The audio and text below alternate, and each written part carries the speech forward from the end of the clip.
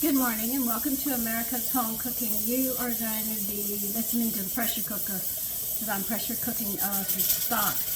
Today I'm making monkfish, Swiss chard, and sesame seed paella. Okay.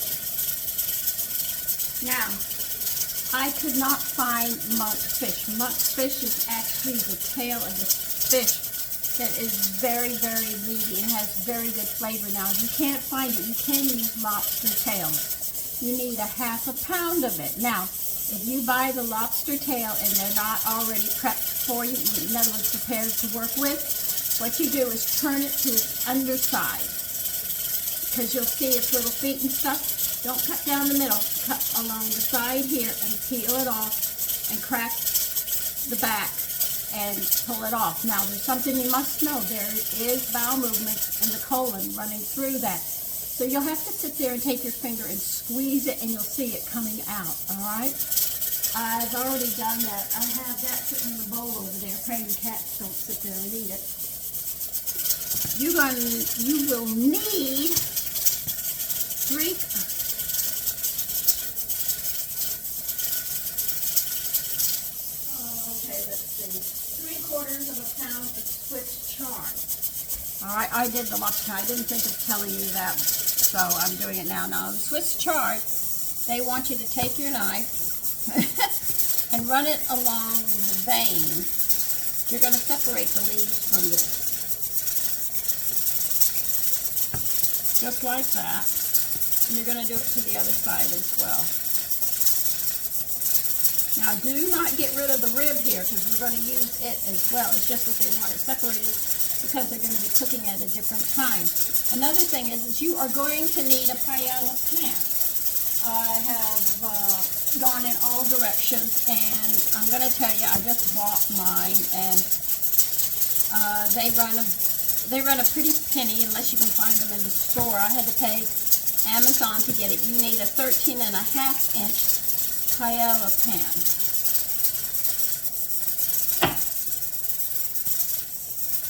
And I'll show you a paella pan. Just give me a minute and I'll show you what this is.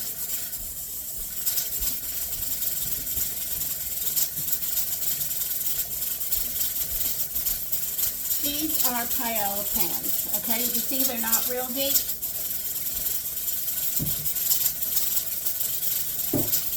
Because of the way paella is cooked, it needs a flat, wide bottom like this. They come, I know that I have another recipe that asks for a 13.5-inch.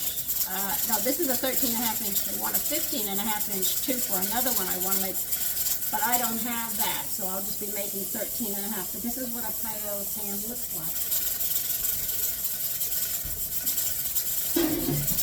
And the way it cooks, everything, it's flat enough for the heat and everything cooks. It's not like a small area coming up like this. This is why you need these pans. Because when you go to make this,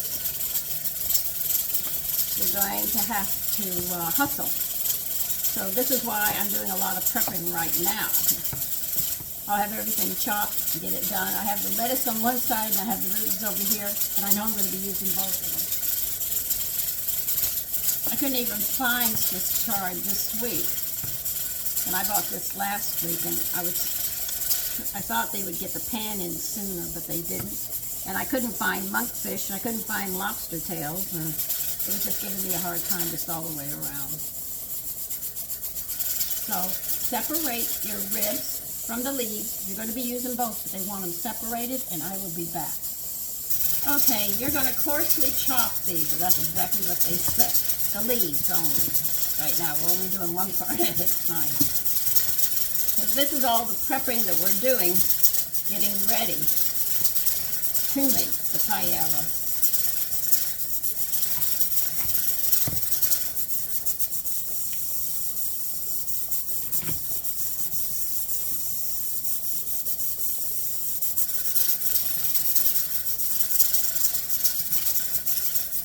I'm going to put that in a bowl.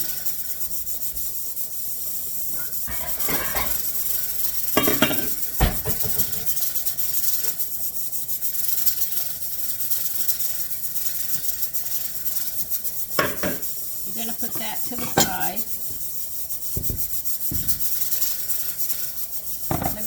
want this thing.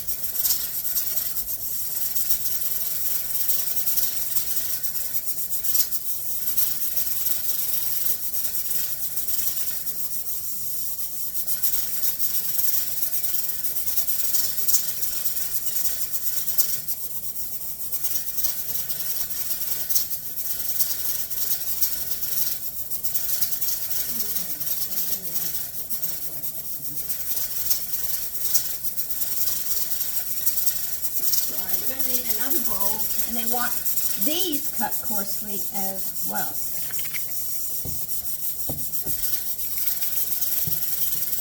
First I'm going to cut the bottoms off. And we're going to put these in a separate bowl.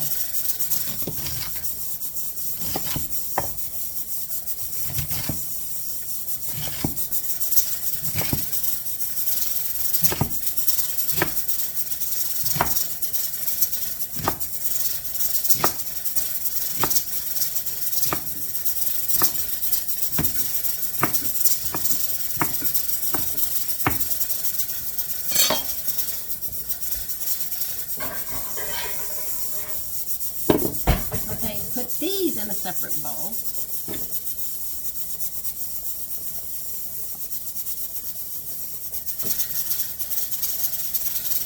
Okay, I have to pause you a minute.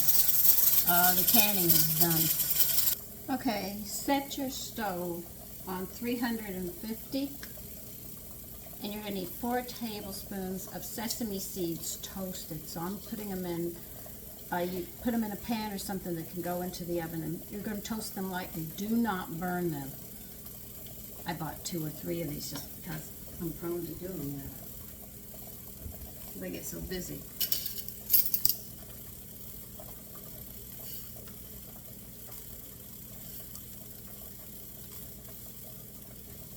So we're going to watch these like a hawk, as they say.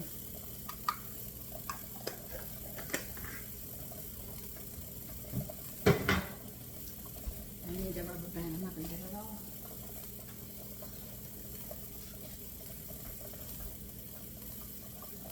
Yeah, I told you I bought extra. Gosh, darn.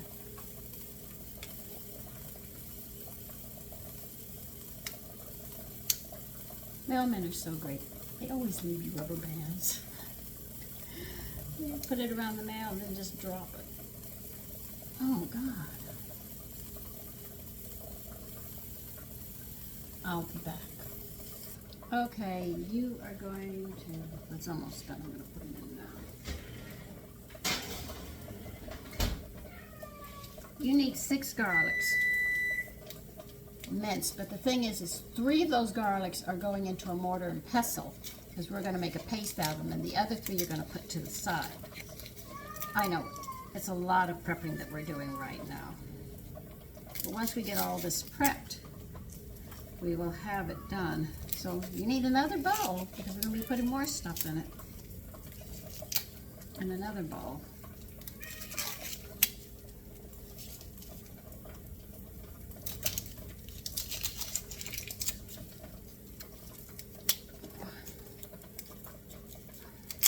Two.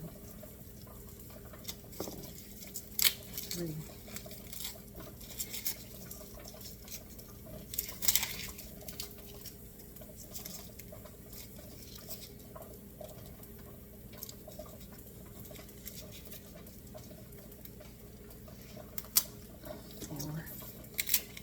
5, 6.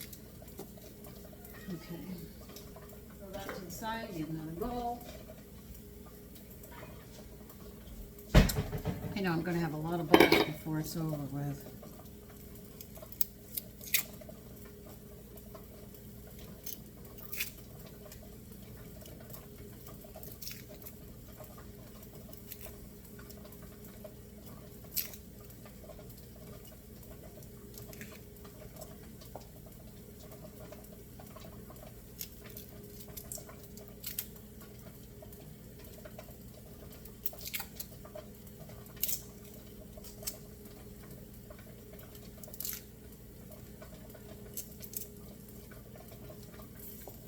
I'll do 3 first to get them in the mortar.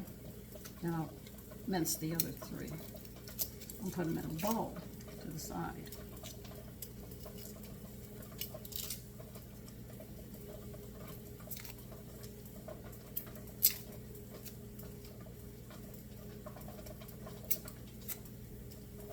Okay, put these to the side.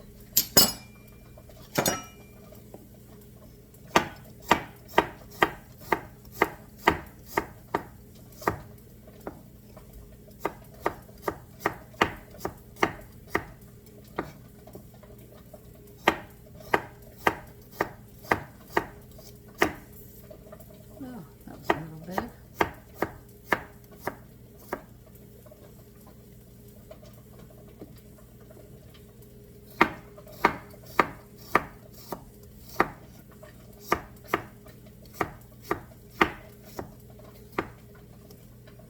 Okay, mince time. Mince means extremely finely chopped. And this is just 3 of the garlics, like I said, if you didn't catch it the first time. There are a few dishes that take a lot of prepping. And when I use the word prepping, that means getting everything together before you actually do the cooking.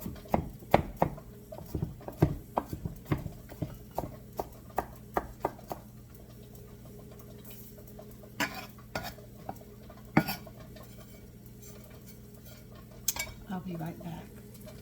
Okay, we're back to mincing 3 garlics.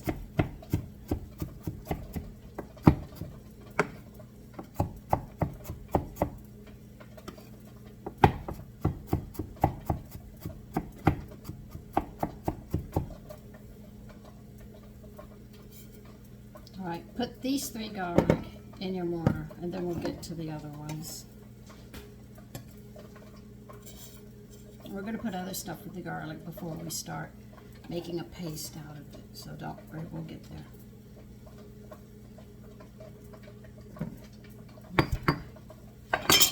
Now these 3 garlic that we're doing next, that we're mincing, you're putting them into a bowl on the side.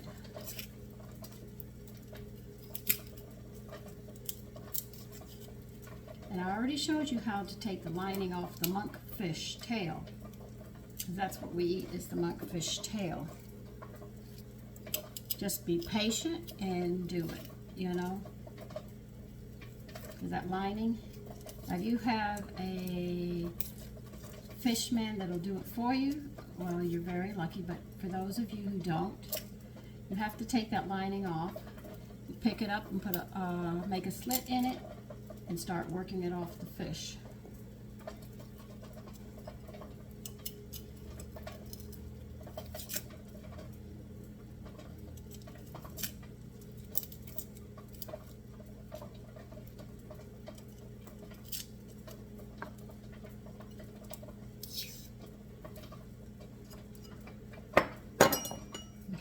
We're going to mince these just like we did the other. You're just putting it in a different container because they're going to be going in at different times.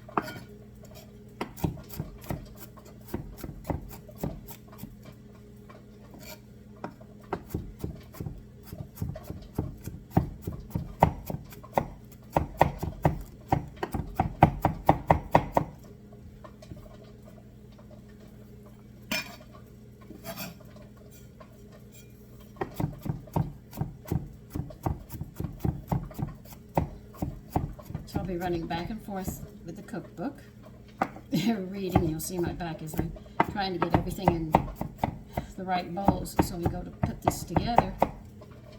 It'll be a 1, 2, 3.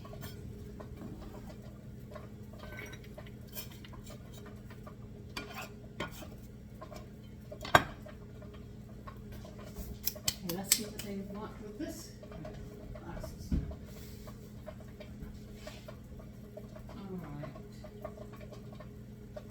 We want 2 tablespoons of parsley to go go in the mortar. So we have to mince 2 tablespoons of parsley. Stir your seeds. Make sure they do not burn. You just want to lightly toast it, and that's it.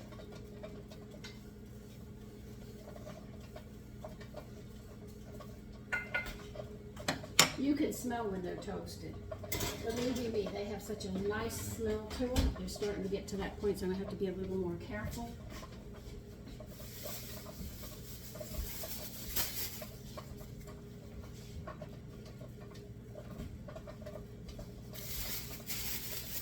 All right, they want 2 tablespoons.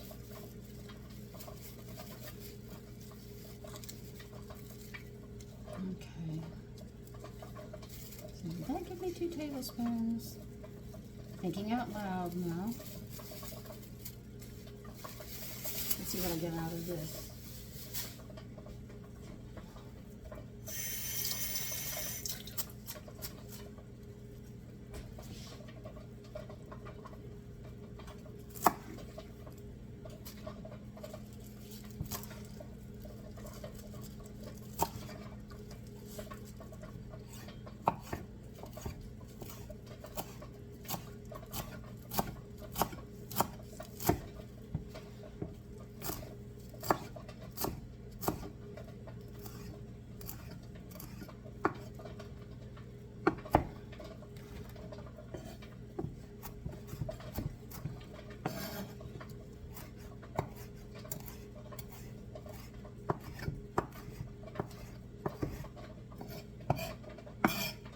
Now, we're going to talk some more about your breath in your mouth because it's important. Your teeth are capable of regrowing enamel if you're healthy. If you're on medication and foods that you love start to taste funny, it's telling you that the medication the doctor's giving you is actually interfering with your digestion. Yeah, that's about 2 tablespoons. And the other tablespoon, I don't know what they're going to do with it yet. But put 2 in there. You want 1/8 of a teaspoon of kosher salt. An 1/8 of a teaspoon is 1/4. Is 1/2 of a 1/4 teaspoon. I'm giving you all the math. Okay, now what they want us to do with that, we'll get the rest of the parsley chopped. We're not done with parsley yet either. Now we have to make a paste out of this. This means we're going to be pounding this until we get a paste.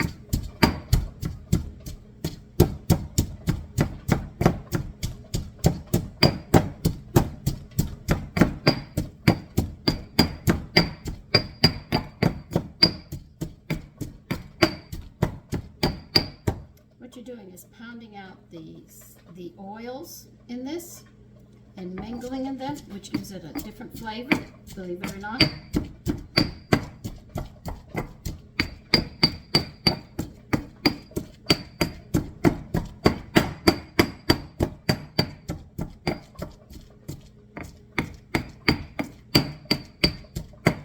And where did I get this stone one? My husband bought it for me. I don't know, he came in with it, and I went, yay, thank you, thank you, thank you.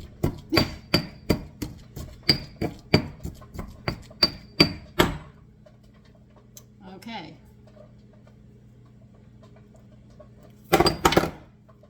And yes, it's heavy. It's very heavy.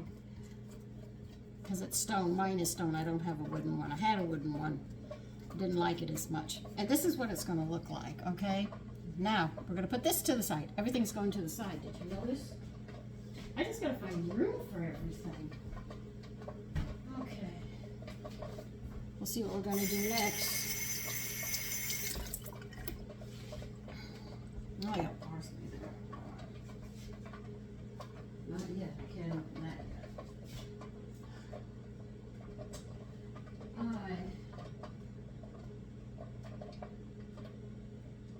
I can't do that right yet. That's sitting in the way.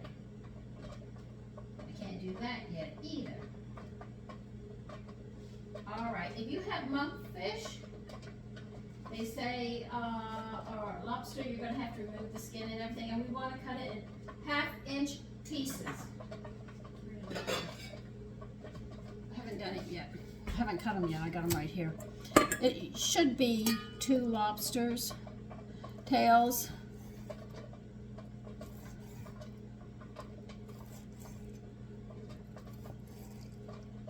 Okay, put them there. As I asked him, what can I use in place if you're not getting monkfish? What can I do in place? And he said lobster. I said, okay.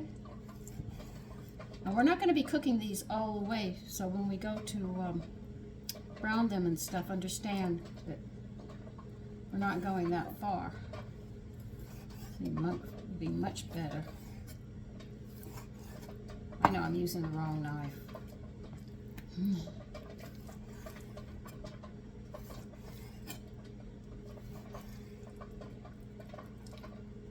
Okay, we got that to the side. I don't like that will jump up and try to get that, so I have to put a lid on it to protect it.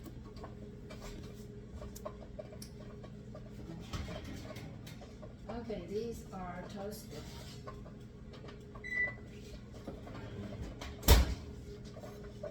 They will smell toasted more than looking toasted, but God, they smell good. This is crazy. Okay, put that over there. I know it looks like I have a lot going, and I do. I have 1, 2, 3, 4, 5, 6 things together so far. All right.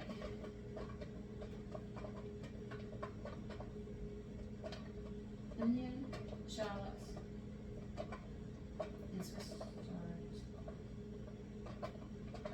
Okay.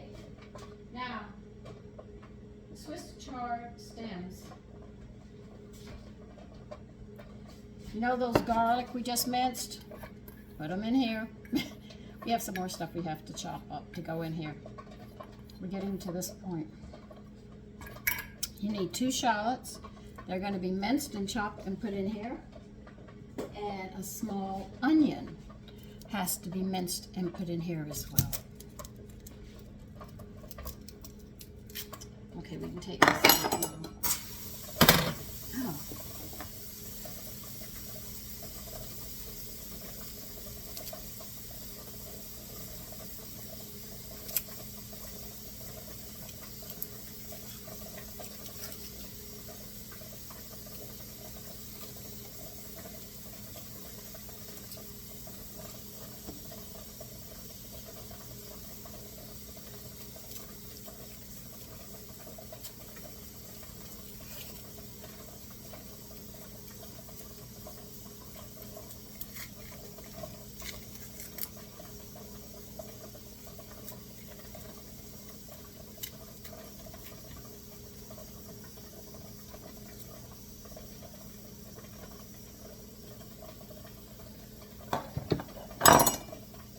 Okay, I don't need that anymore.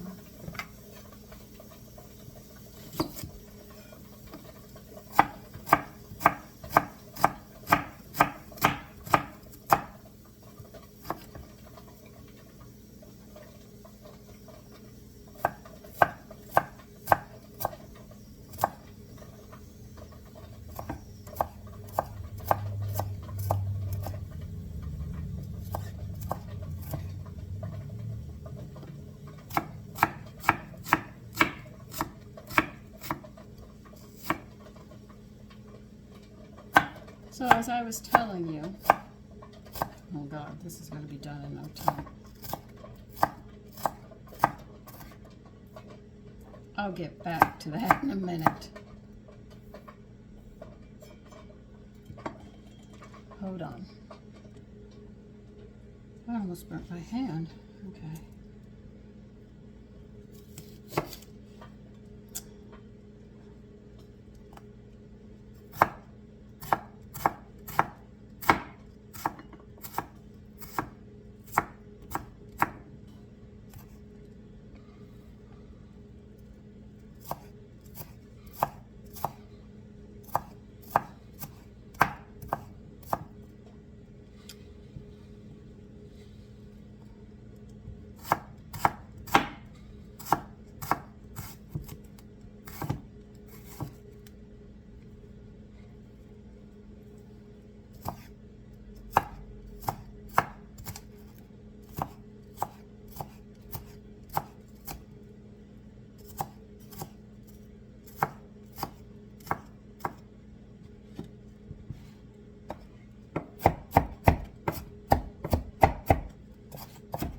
running out of room if you can only see half of what I'm doing. As I was telling you, if you have bad breath, your stomach is not breaking down the food, and it's sitting in your stomach and it's going rancid, which causes bad breath. If you do a lot of belching after a meal, you're swallowing the food and you're not really chewing it. That's a sign of it. Now they have found out, I know you don't want to hear it, sodas, carbonated sodas interfere, put this in there too, with digestion. You have the air in it and it carbonates, and with the heat it just keeps carbonating, so you really can't break the food down. So it goes in as undigested food. If you have foul smelling gas, your bowels are either backed up or you have undigested food in the colon and stuff, and it's sitting in those pockets that have to be cleaned. Now the preservatives that they put into the food are to preserve the foods. Like a dead body, you know, they sit there and go for Botox. What do you think they're putting under your skin? Same stuff that they use to embalm bodies. So you know what you're doing to your face? And women who put these breast implantments and stuff in, what do you think it's doing? It's making a mess of your body, because your body calls all that foreign. It's not going to sit there and say, oh, hi, how are you? They're going to say, oh, heck no, get out. You don't belong here. And that's exactly what it's telling it, but you put it in. And it's like, and I hate to say it because I know a lot of you do this, tattoos or inks. You put it in there, it fades. What? You know what? I don't want you as an onion. I'll get another one. Let's pick up onions Tuesday. I'm picking up my turkey. So when you put these things into your body, they are toxins. And the body's got to get rid of them one way or another. If they can't get rid of them, they start making, they start encasing them. That's what the cells do. They'll start encasing them. And this is where you end up with tumors. Now, they don't know what the preservatives do. At least they're not letting us know. But the way I look at it is, take medication and your taste buds go. Imagine what it's doing to the inside of your body. Look, you're not going to live forever. I'm going to be honest with you. You're not. If you're being called home, you might as well go.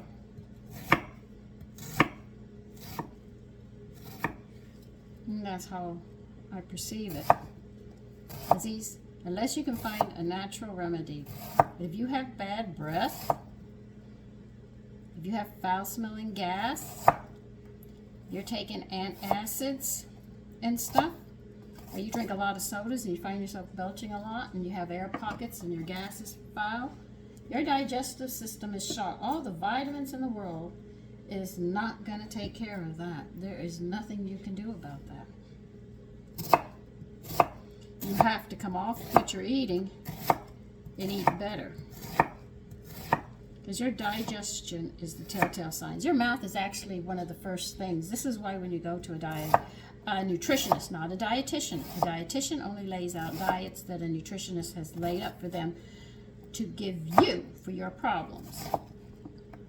And you need a nutritionist. And what she'll ask for you is your urine, your bowels, and swab your mouth. Because the digestion lines up your health. So it's very important that you keep your digestion up and running all the time. Now let's see if they want anything else in this thing. Okay. Charred stems and television. Yeah, all right. Then add the tomato. Okay. Now that little bowl, we're going to chop a tomato up. What size do they want?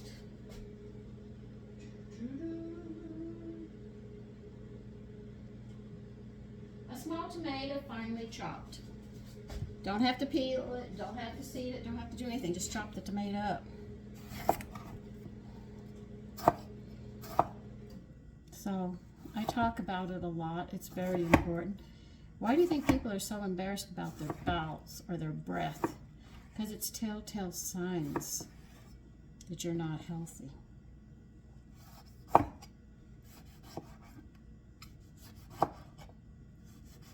And if you're unhealthy, your digestion's not up. What do you think it's doing to your teeth and your gums? Gingivitis, cavities. Hit a certain age, the dentist wants to start pulling your teeth. Your diet. This is all diet.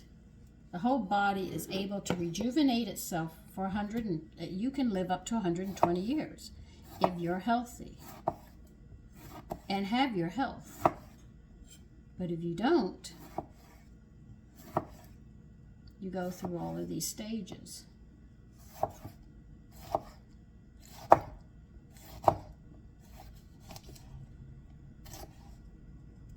You guys don't like this part, I do.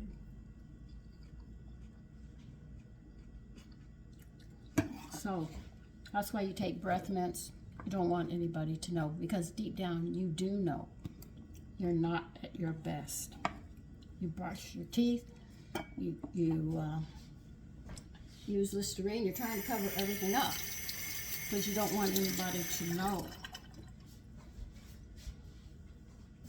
And I can speak of this personally because my husband always had a clean breath. He didn't have to brush his teeth in the morning and go, oh my God. He had a clean breath. So it was no problem in the morning. But as he was on medication, doctor prescribed it, his breath was getting worse and worse. And when he got ulcers from the medication, that was even worse. Look, I gotta take these jars out now. Okay, let's see what we have to do next. We got the scallions and the onions with the stems of the ribs of the Swiss chard. Now let's see what they want us to do. We got tomatoes in another jar. We have the greens sitting over there. We've got the seeds over there. All right. Add the tomatoes, cook 1 to 2 minutes, and stir in the paprika. Add the rice. How much rice do you want?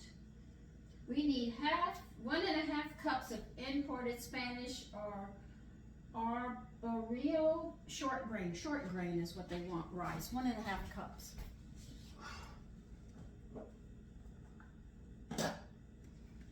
I am going to run out of bowls. I've got bowls here and bowls there.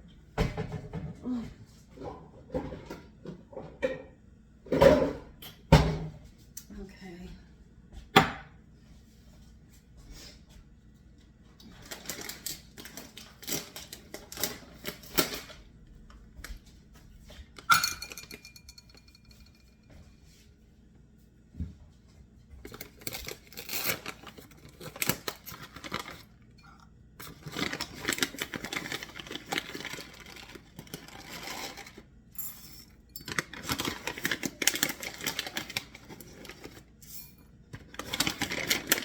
You just say, yeah, we have a lot of bowls here. What can I say? Short grain, that's what you wanted. I bought it. All right, what do you want the threads in with? Okay. Just give me a minute, because I got to find out what to do with the saffron. I know it goes somewhere, I just have to find where it goes. Sprinkle the, sorry. I already did that. I already did that. Oh, the fish stock. Now, they have given you a multiple choice on this. You can put vegetable broth, clam juice, fish broth, canned or homemade into it, but you are going to need 3 cups of it, and we'll put the saffron into there. Okay. 3 cups. Another measuring cup on it.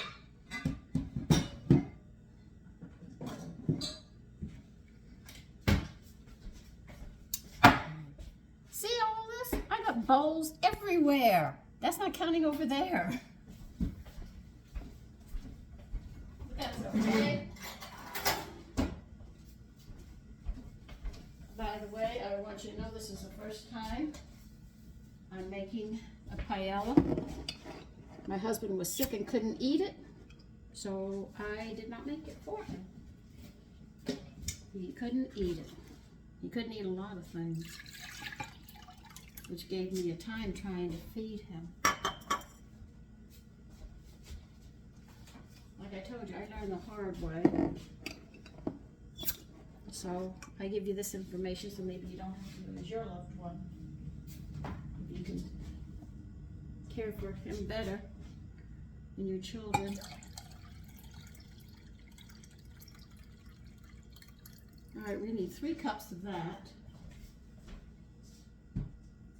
And how many saffron do you want in this? 1/8 of a teaspoon of crumbled thread saffron.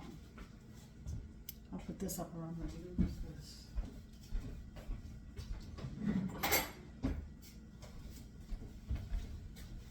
I haven't used saffron in so long. I bought it in the store one time.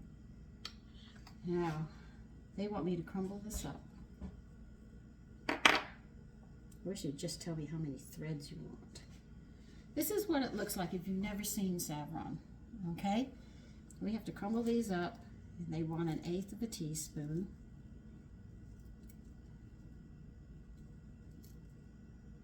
Well, that's not 1/8. Okay, so we'll add some more in. Do I put these in the refrigerator? No, I just put them in the cabinet. Yeah, that's about 1/8. Put that in. That's exactly what you want to do. Let me put this up.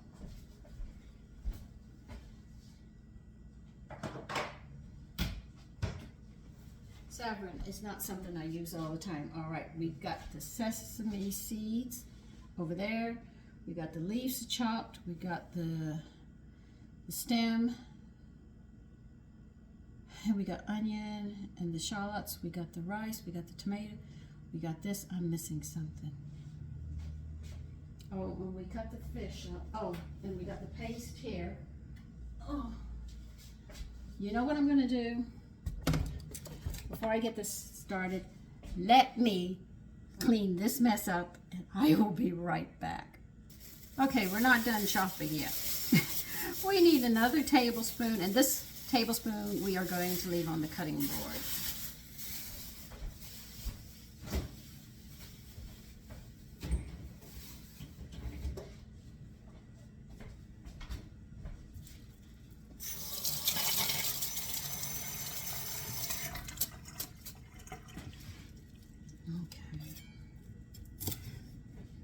You want this one minced too?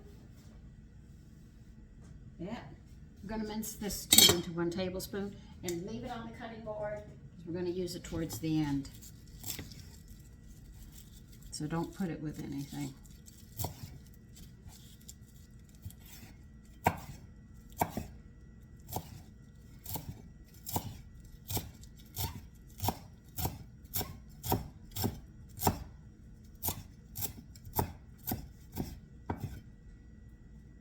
Well, a little more than a tablespoon, but I'll get over it.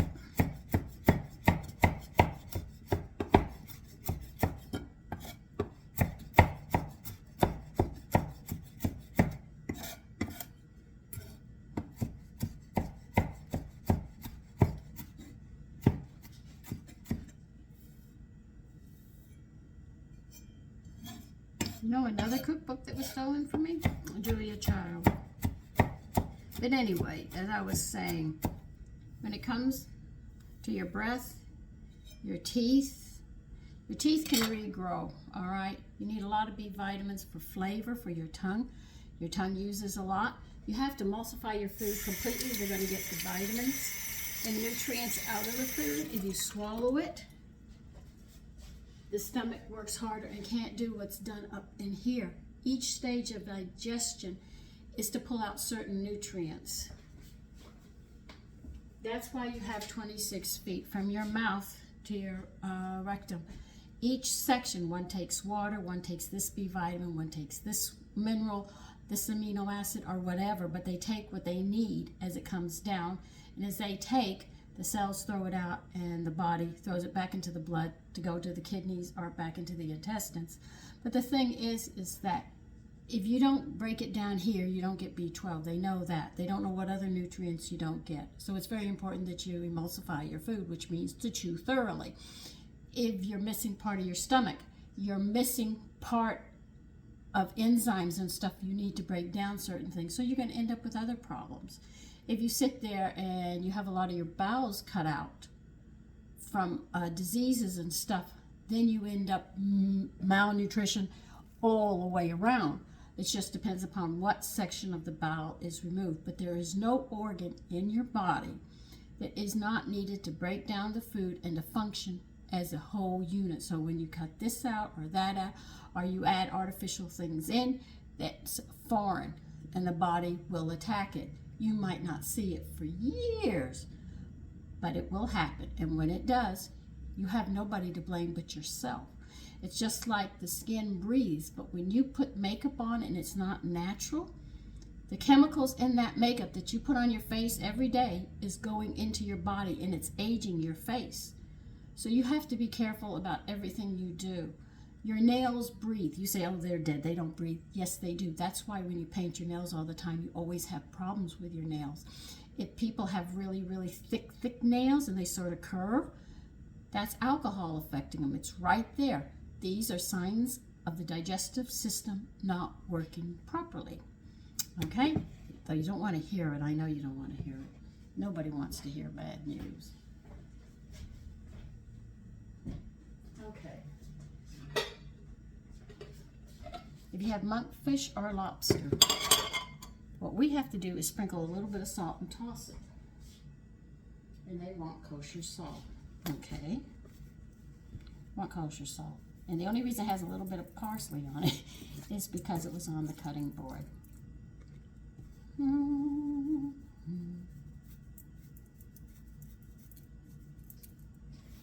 Okay.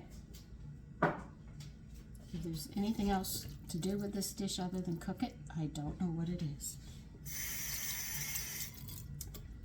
We got the leaves over here. We got the meat here. We're going to have to add paprika to it. We got the seeds.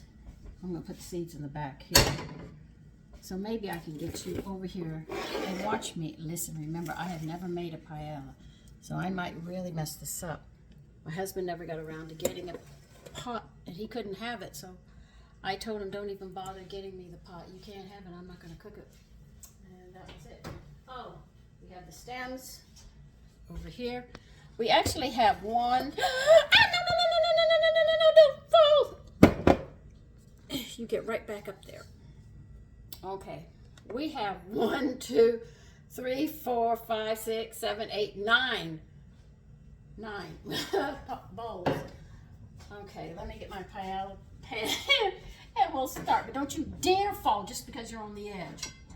Hold it up, hold your breath so it doesn't fall.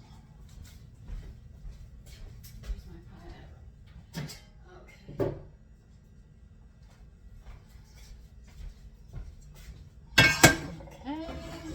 That's not going to fit there. Okay, you're cold enough. I can put you over here. Remind me the seeds are over there. You're probably saying, you're not going to hear, we're not going to hear you. They want you to preheat the oven to 4, wait a minute, why do you want that? All right, this is something you have to know.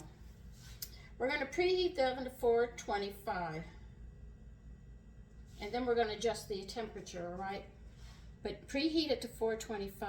Now, if you have, when we go to put the pot in to the oven to finish cooking, if you have a gas oven, the temperature will be 400 when we turn it down. But if you're electric, we're going to be turning it up to 450, all right? But that's when we're ready to put the pot in there.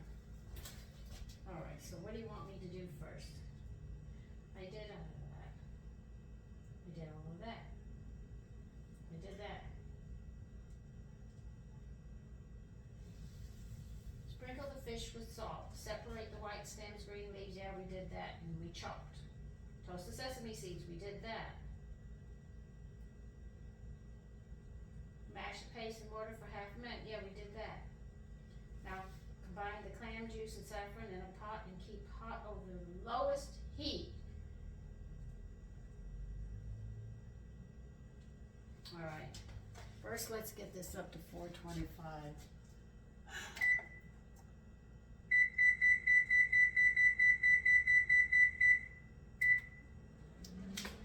Okay, now I have to get another pot. Dang!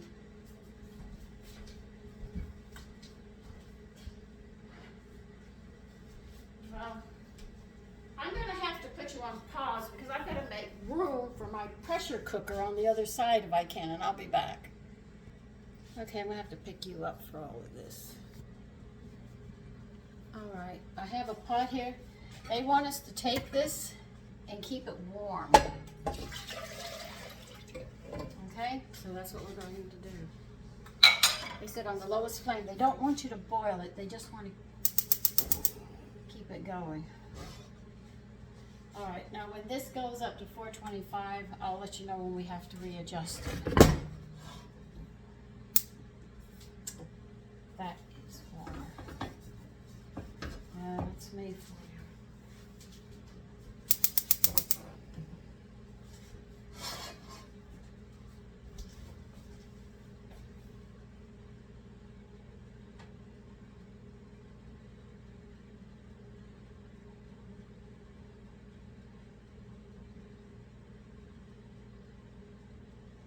Okay, in this, we are going to, where is the oil? 4 tablespoons of oil. Okay, they want 4 tablespoons of oil in the Paella pot.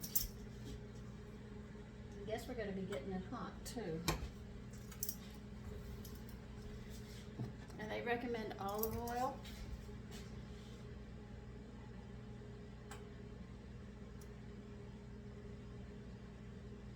Boy, if this dish doesn't come out, we're having hamburgers tonight.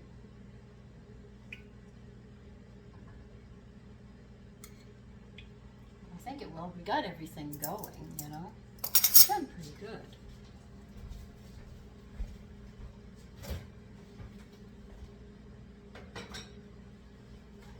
Now what you're waiting for with the oil is a shimmer on it.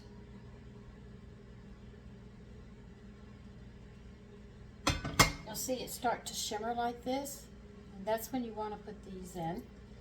And we're going to just barely have them in the pan. And then we're going to move them back out, and I'm going to put them back in the bowl. I am not dirtying another bowl. I got bowls all over the place.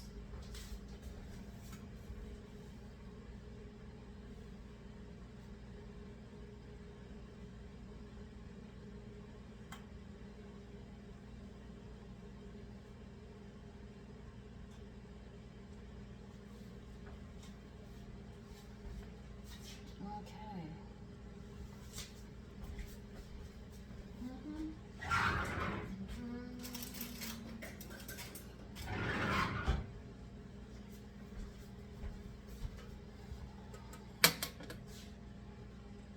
We just have to wait now. There's nothing more I can do.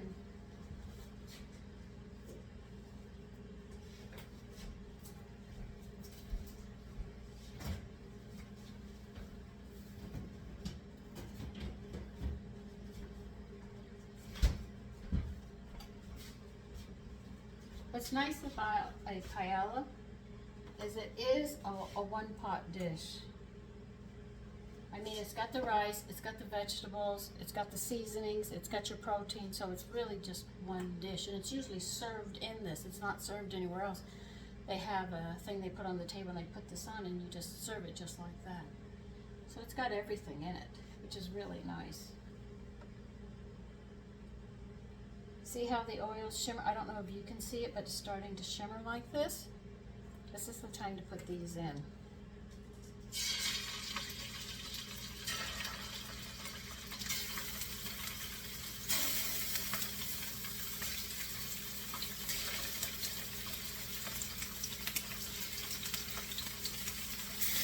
I really wanted the monkfish, but they couldn't find it, so then they just didn't have it. I couldn't find it anywhere, so I just said, well, what the heck, I'll do what I can do.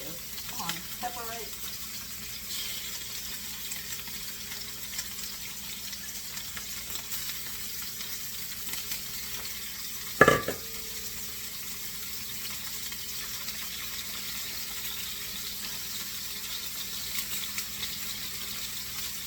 is not going to be cooked all the way. We're just starting it, and that's it. So don't panic out about it. And the reason I say that is a lot of people, when they watch me, said it's not done. I said, I know it's not. But we're going to be doing some more cooking with it, so you don't have to worry.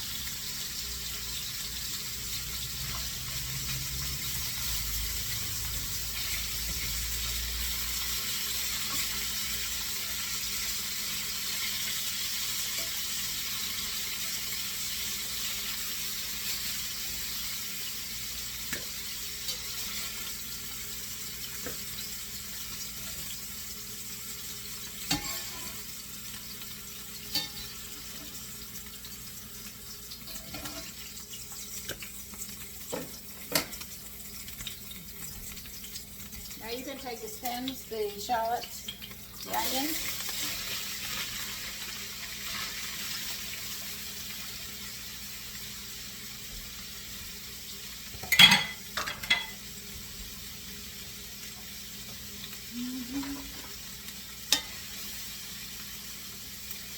We're going to turn the flame down now. And they want you to saute these until they get soft. It'll be about 5 minutes. Now I'm just going to leave you on at this point. I know it's a long video because there was a lot of prepping and everything else that we had to do. I'm just sorry I didn't show you how to do the lobster. But I did show you how to do the monkfish. So this is going to cook for 5 minutes.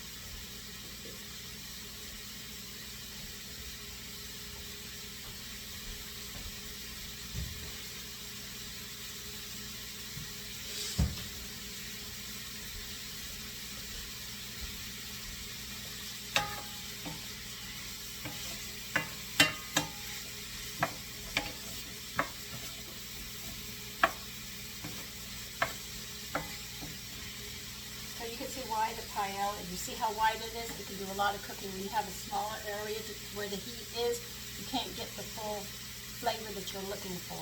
As a matter of fact, just doing the lobster tail, you can already smell it here. It's coming right up your nose.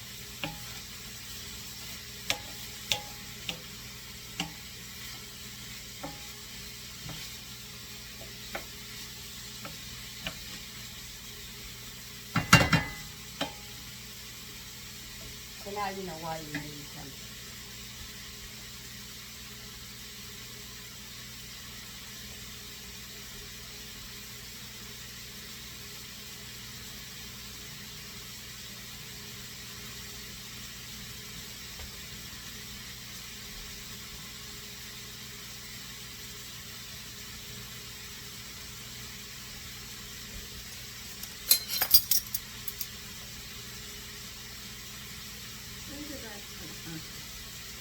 Now we're going to need some paprika soon enough.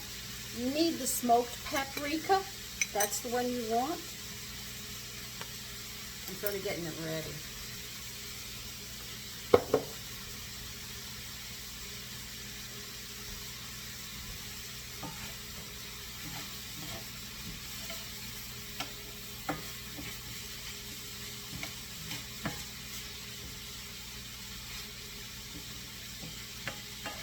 You don't even need anything. You just bring this to the table and everybody helps themselves. Backstage dishes. I can speak as I've already done 3 loads today of dishes.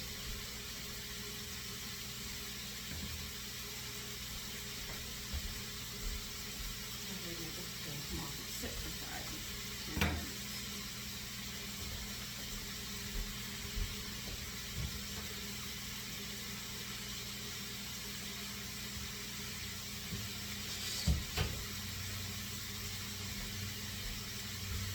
Now I'm going to be using brown short grain rice instead of white rice. So some of my cooking time is going to be different than yours because I'm not going to use white rice.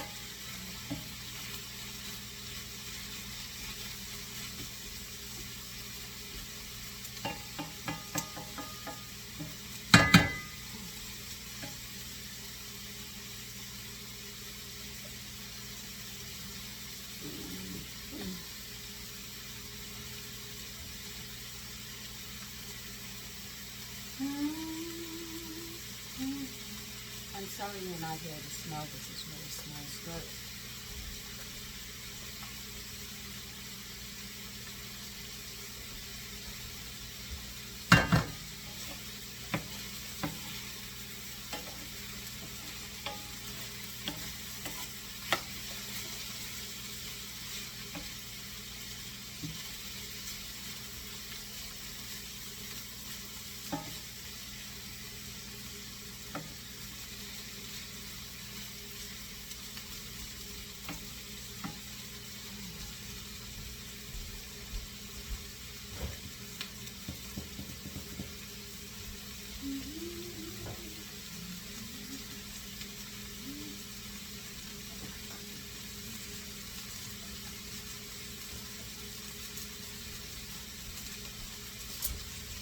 Now I'm going to add a couple tablespoons of the fish stock with bone broth, because I want to make sure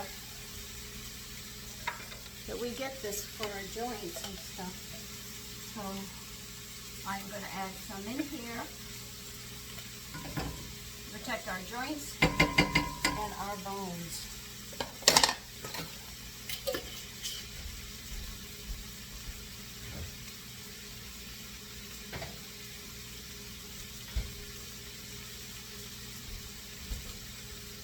I know they probably have kids and you can't do that, or yes you can. Add your tomatoes, well your tomato.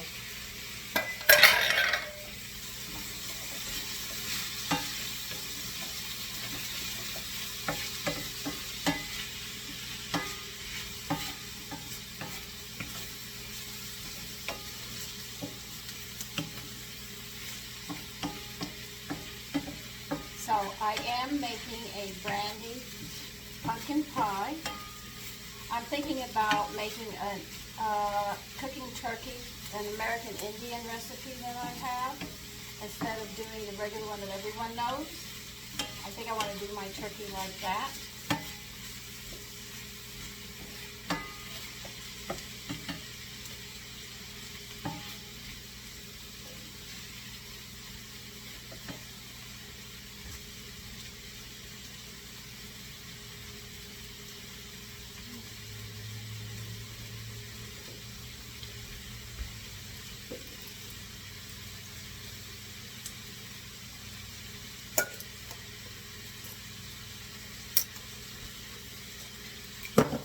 You're only going to cook that tomato for about a minute, maybe two, and then you're going to add 1/4 of a teaspoon of smoked paprika.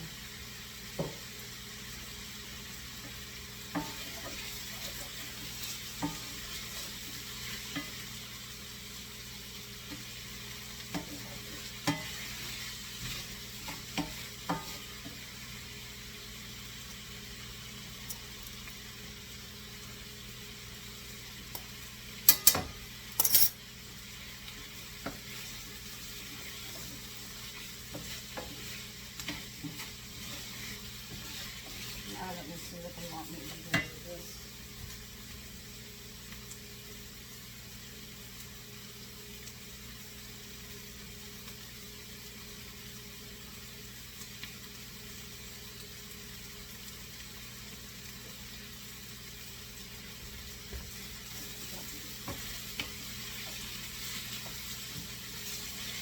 Oh my goodness. Add your rice. Stir it around.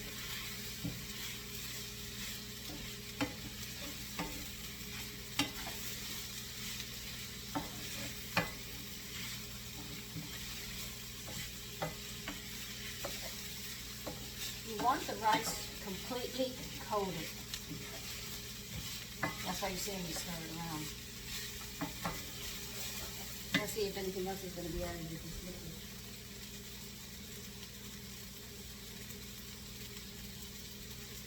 Okay, we'll be adding a whole lot of stuff now. Now they want this hot. Right.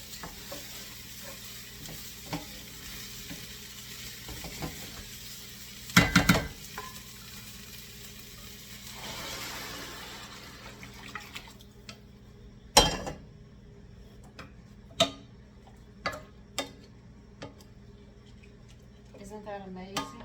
all that prepping to do just the simple steps.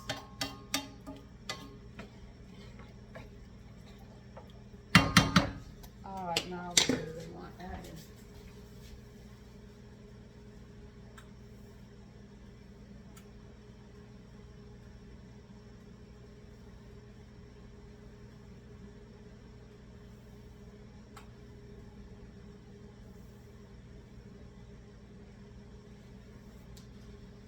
Okay, we're going to bring this to a boil.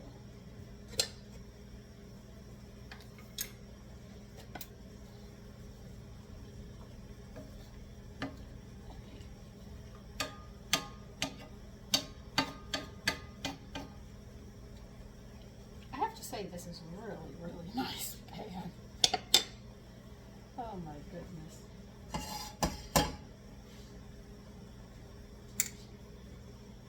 Still smell the fish.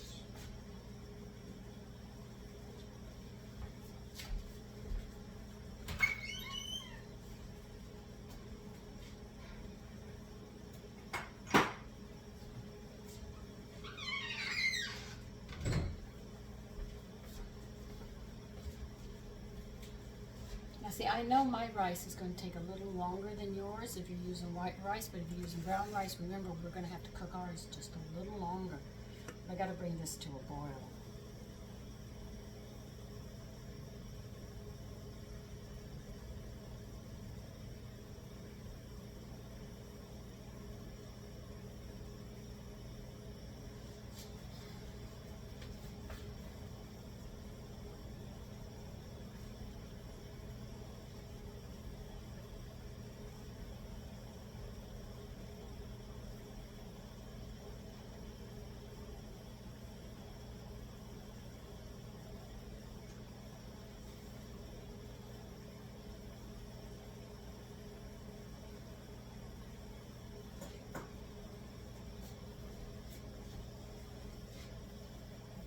Okay, what you had in the mortar, pestle, put in here and stir it around.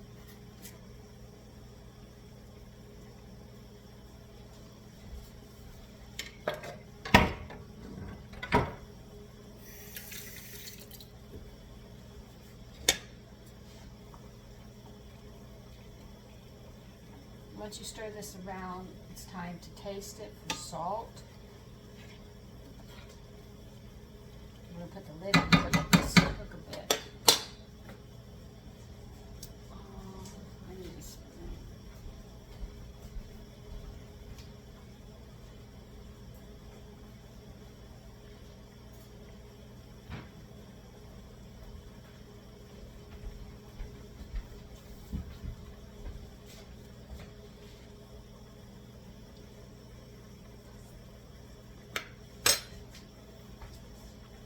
Oh yeah, it needs salt. And they want you to use kosher salt, so that's what I'm using.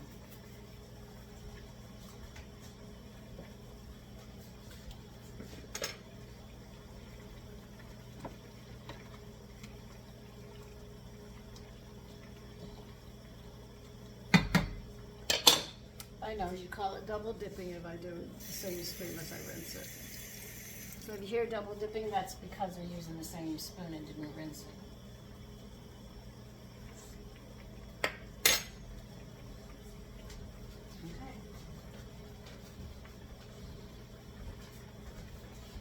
Okay.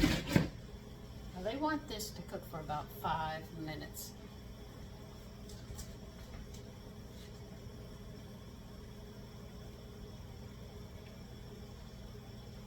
And how they state it is stirring occasionally until the rice is no longer soupy, but sufficient liquid remains to continue to cook the rice for about 5 minutes.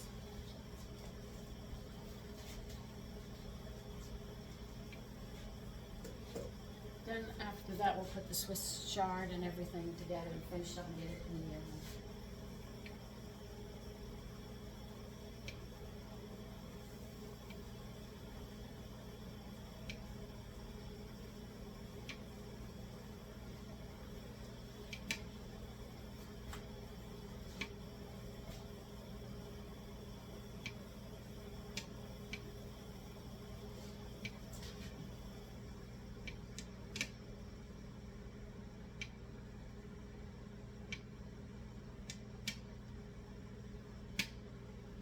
And when we do it, we're going to sit there. What are we going to put in? We're going to put in 2 tablespoons of sesame seed, the greens, and the fish. Stir it around. And then we'll be putting it in the oven. And this is where you're going to have to adjust your oven according to if it's gas or electric. So I have a little bit of time, and so do you, and we'll just wait those 5 minutes. Okay, you see how it is? Now we're going to add 2 tablespoons or half of your sesame seeds. Okay? Let's see. Oh, I can't use that. I'll use my hand on this. Let's put half of them in, which is 2 tablespoons, really. You're going to put this in, the Swiss chard greens. And you're going to put in your monkfish or your lobster, whichever. You're going to stir all of this around. Now, when this is completely done cooking, we'll put that tablespoon of parsley and the last 2 tablespoons of the sesame seeds sprinkle it over it. But right now, we're going to stir all of this in and get this into the oven.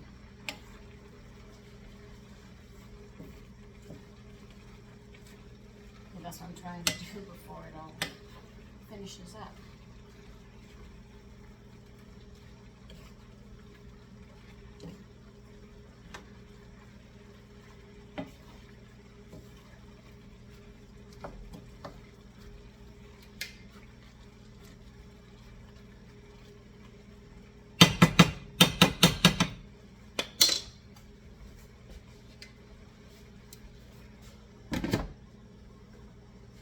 And I'll tell you where to set the temperature again to make sure we don't have any misunderstandings.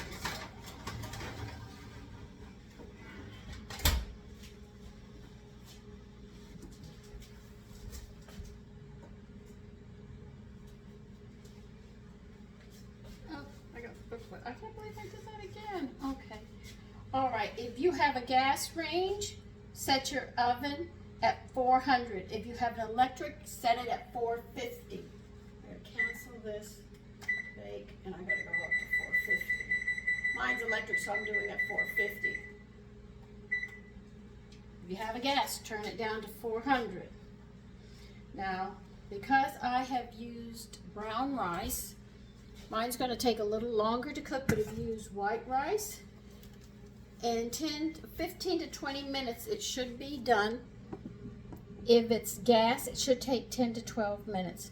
Then they say remove to a warm spot, cover with foil, okay? And let it sit 5 to 10 minutes until the rice is cooked to taste. Then you're going to sprinkle it with the remaining 2 tablespoons of sesame seed and the remaining tablespoon of parsley that we chopped up that's been sitting on the side over there waiting for us to get to it. So yours will cook faster than mine. Because mine's brown rice, it's going to take a little longer, but I will show you when the dish is done. I don't know if I'm going to have to add more fish stock because of the brown rice, because it has a longer cooking time. We'll just have to wait and see on that note. But anyway, that's it. So I'll see you when it's done. Okay, it's done. I'll take the lid off and you can see it. I've already sprinkled the sesame seeds that were left over and the parsley, and that is the dish. As you can see, it's very, very nice. And this is how you serve it. And a glass of wine would go very nice with this. So listen, you take care and have a great day. Bye-bye.